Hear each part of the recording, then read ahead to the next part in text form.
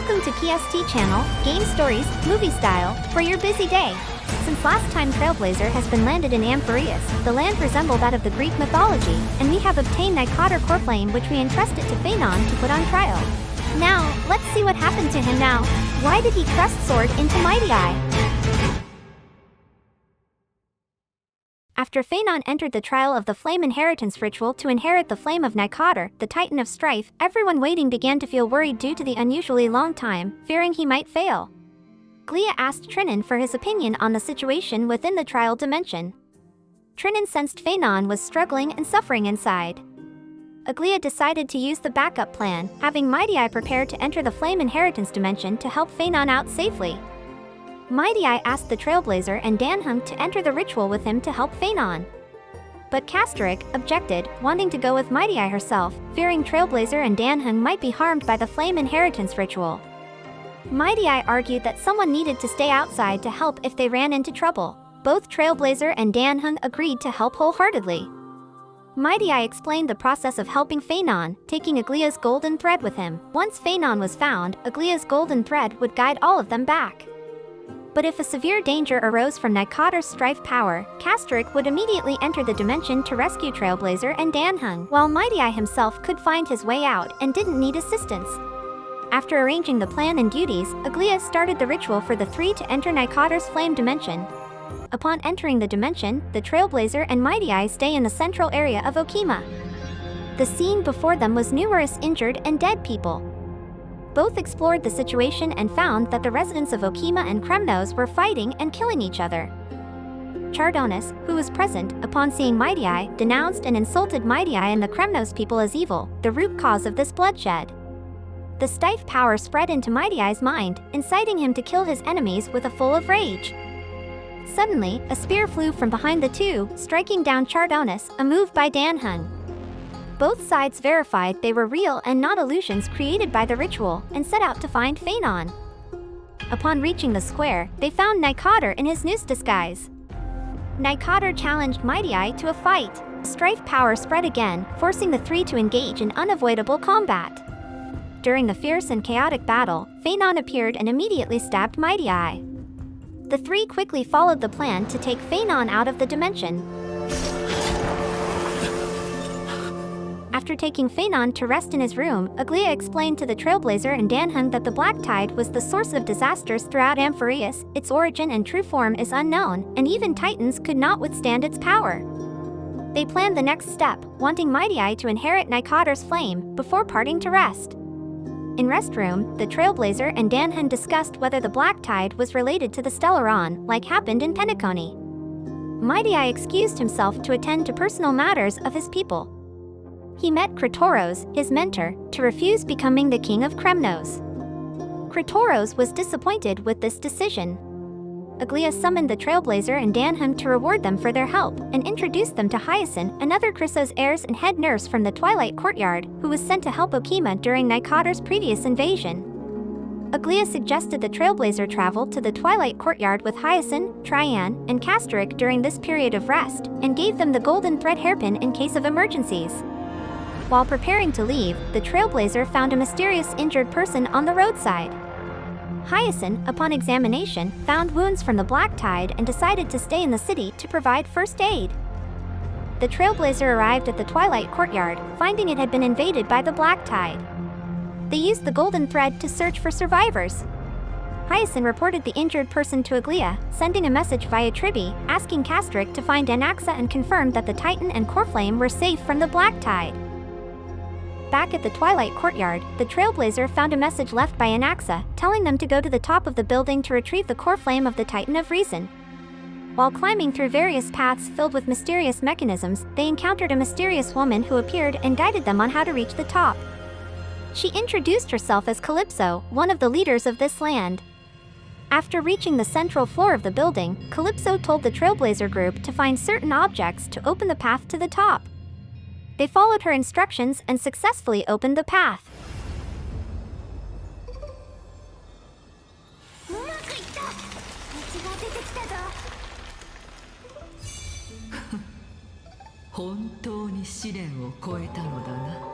Calypso revealed her true identity as Cerces, the Titan of Reason.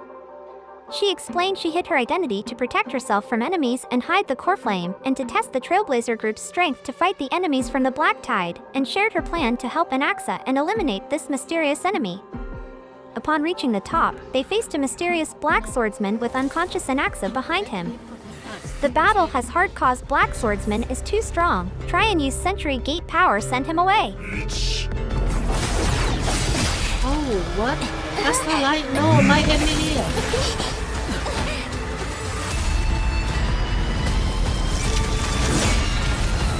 Wow, this guy is strong.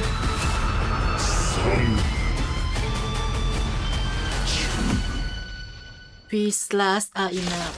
お前はもう死んでいる。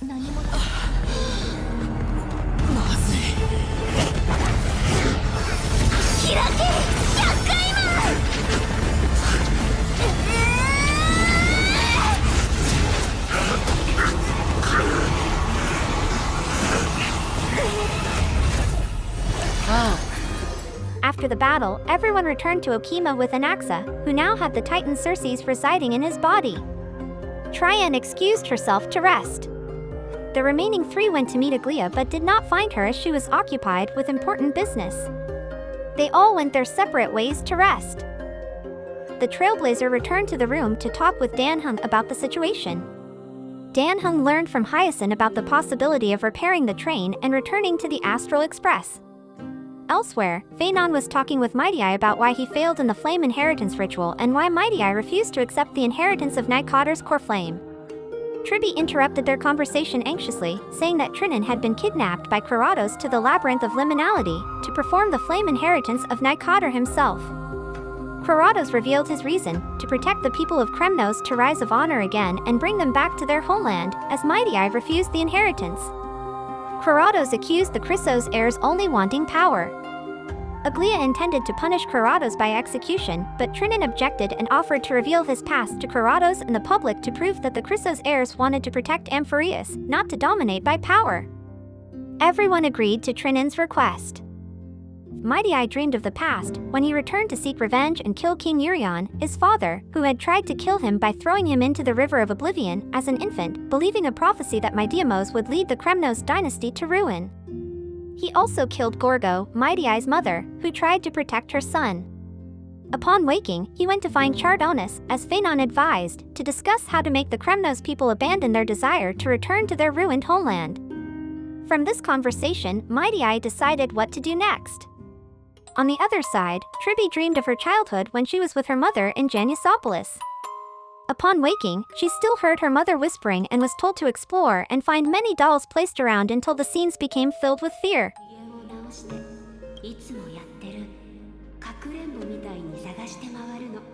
What the? She already woke up but she still heard her mother saying. What wrong?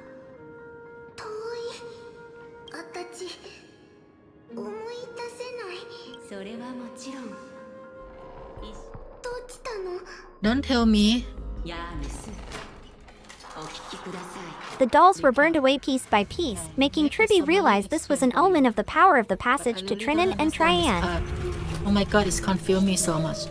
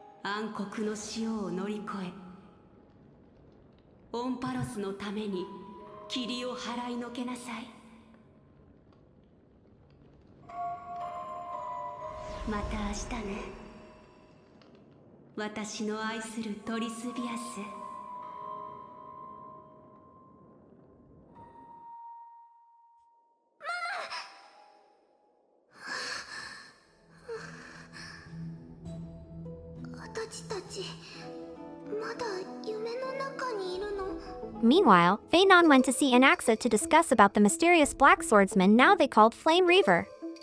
In the depths of fate, the city of Genusopolis, Tribbie, Trinon, and Trian went to see Oronix to ask the Titan of Time for help in recalling memories for public revelation. Upon reaching the center of the Titan's dwelling, they found Oronix had disappeared. The black swordsman had invaded Genusopolis and killed Oronix to steal the Coreflame. Oh wow, we're gonna fight so many of them. Those are strong.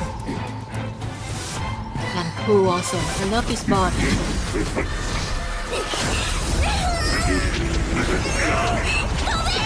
Trian sacrificed herself, using the power of Sentry Gate to send Tribbie and Trinon to safety.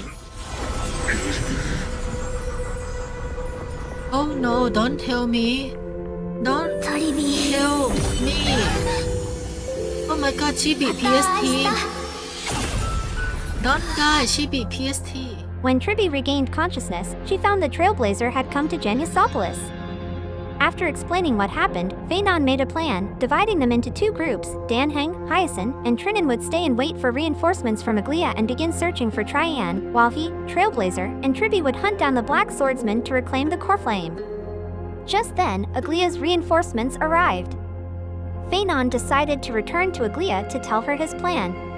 Phainon told Aglia about his plan with Anaxa, to have Anaxa leave Okima and go to the Castrum Kremnos to lure the Flame-Reaver to steal Cerces' Coreflame from Anaxa, and have the Trailblazer and MEM use the power to open a fragment memories of the past, trap the Flame-Reaver and lock him in that past moment. Aglia agreed, warning everyone that the Elder Council had learned about what happened at the Twilight Courtyard and was preparing to declare a state of emergency to seize power from the Chrysos Heirs. She had sent Castric to negotiate and stall for time. This forced Phainon to hasten reclaiming the Coreflame to gain an advantage over the Council. The Trailblazer and Phainon arrived in Kremnos and found many Kremnos warriors fighting the Black Tide. At the arena, Anaxa was fighting the Flame-Reaver fiercely. Everyone followed the plan, reclaiming the Coreflame and locked enemy in the past of time.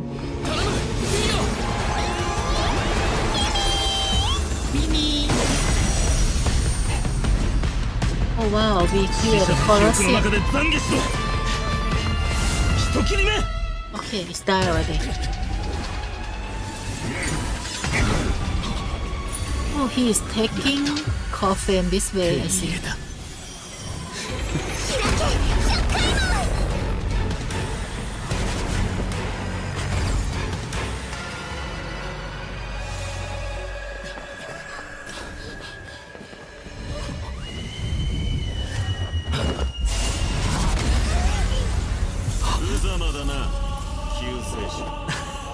Mydei came to help, using the power of strife to defeat the Flame-Reaver.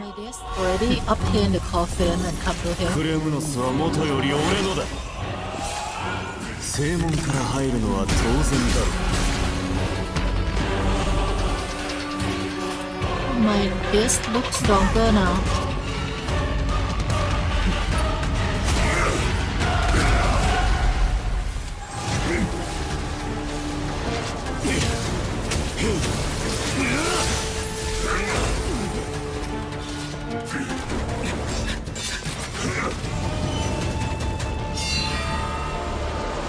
Oh, that was cool. It reflects on the blade.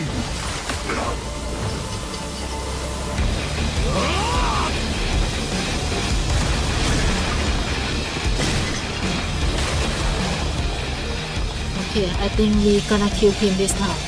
紛争の魂、呼びかけに応えよ。我は天罰の矛。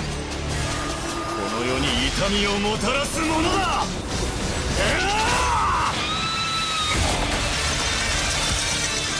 He must be Lancer class. That is skill bold.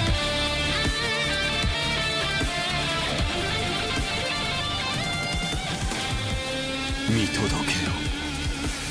クレムノスを。新たな。 So he is the Gilgamesh. After the battle, everyone returned to Okima. The townspeople were worried about Oronix being consumed by the Black Tide. They all went their separate ways. Tribbie said we found Trian, but she did not survive. Chrysos had intervened to stop the Black Swordsman from destroying Trian's body, and was now recovering from severe injuries. Aglia and Phainon was discussing the inheritance of Oronix's Coreflame. MEM suggested the Trailblazer take the trial. Mydei met Chrysos after recovering, telling him that even though he had received the power of strife, he still refused to ascend the throne and announced the end of the Kremnos dynasty because he did not want the Kremnos people to return to the path of war like in the past. He ordered Chrysos to lead his people and gave him his mother's ring as his representative. Mydei himself would return to Kremnos alone to fight the Black Tide, stalling for time while Aglia searched for the other Chrysos Heirs. Then, he went to say goodbye to his friends. Most gonna come back anyway. 旅もそろそろ終わりだな。 I don't know why he say as if he is about to die. レイモスが戻ってきた。本当に久しぶりだ。おかえりなさい、メデイモス。あなたも。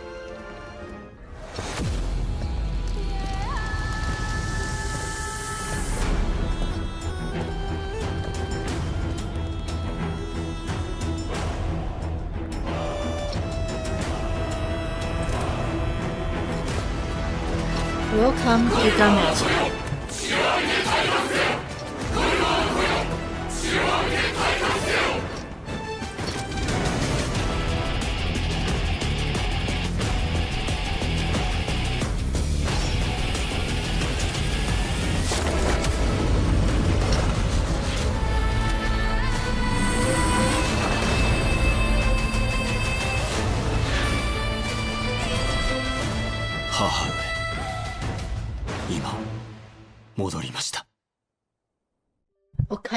Site. In Okima, the remaining people held a memorial service for Trian. Trinan asked Phainon and the Trailblazer to go to Genusopolis with him to reveal the memories of the past, when Tribios was just an ordinary priestess and became the first Chrysos Heir. Upon arriving in Genusopolis, the Trailblazer used MEM's power to travel back in time again. Trinan led them to the Titan's throne room and found Tribios talking with Oronix about the sacred prophecy and the Black Tide's disaster. Tribios decided to sneak into Janus's Coreflame chamber. Upon finding the core Coreflame, Tribios spoke with the spirit of Janus, the Titan of Passage, saying she was willing to sacrifice herself, bear the pain, and fulfill the prophecy to find the Chrysos Heirs to fight the Black Tide. The Janus's Coreflame merged with Tribios, making her a demigod.